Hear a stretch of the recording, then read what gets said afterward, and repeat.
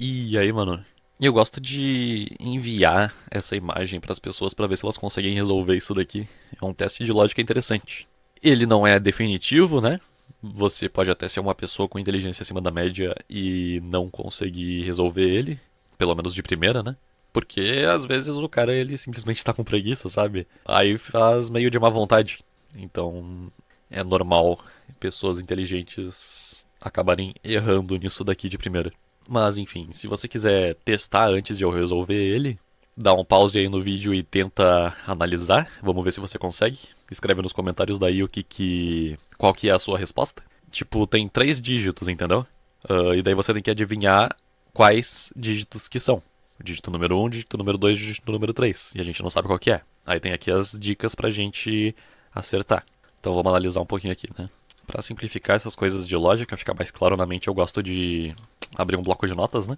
Então vamos ver aqui as dicas. Todos os dígitos estão incorretos. E não está dizendo aqui que eles estão em posições incorretas. Ou seja, o dígito 4, o 5 e o 7 não tem na nossa combinação.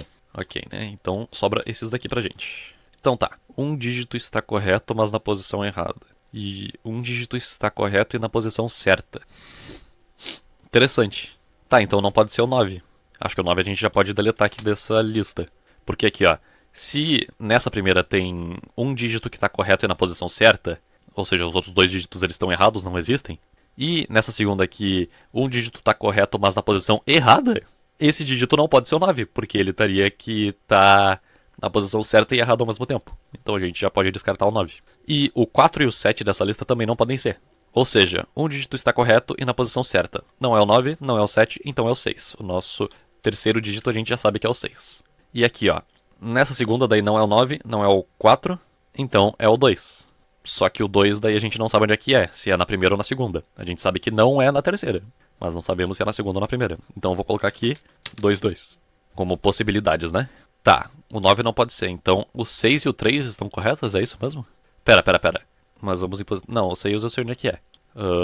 O 9 não pode ser. O 6 eu sei que é a posição certa dele é aqui. Então o 3 é o dígito correto e ele está na posição errada. Não pode ser a terceira e não pode ser a segunda, porque aqui já está dizendo que a do meio é errada, né? Porque ele está no meio. Então o nosso primeiro dígito é o dígito número 3. E agora, como a gente sabe que a primeira casa é de número 3, então a gente pode excluir a possibilidade do número 2 na primeira casa. E como a terceira casa já está ocupada também, então o nosso segundo dígito é o dígito número 2. Sendo assim, o resultado é 326. Mas, parando para pensar agora, eu nem precisava dessa quinta dica aqui, cara, que diz que um dígito está correto, mas na posição errada. Por quê? Porque a dica do 9 aqui, né, ser errado, porque criaria uma contradição se o 9 fosse o certo. E essa terceira dica já me revela que o 3 é um dos dígitos corretos, porque eu já tinha deduzido anteriormente que o 6 era um dos corretos. E como não pode ser o 9, é o 3. Então, essa quinta dica aqui é um extra desnecessário. Você perfeitamente consegue resolver isso daqui com as 4 primeiras dicas. É só você deduzir corretamente. Aliás, inclusive eu até esqueci de tirar, né, o número 1 das possibilidades. Porque não tem número 1 aqui, então não tem como ser o número 1. E nem o número 8. O que só resta os 3 dígitos que eu falei. Então é mais uma comprovação de que o meu resultado está correto. Removi todos os que não pode ser e só sobrou 3, 2, 6. Um enigma bem fechadinho. Agora manda pra alguém aí pra testar a inteligência da pessoa.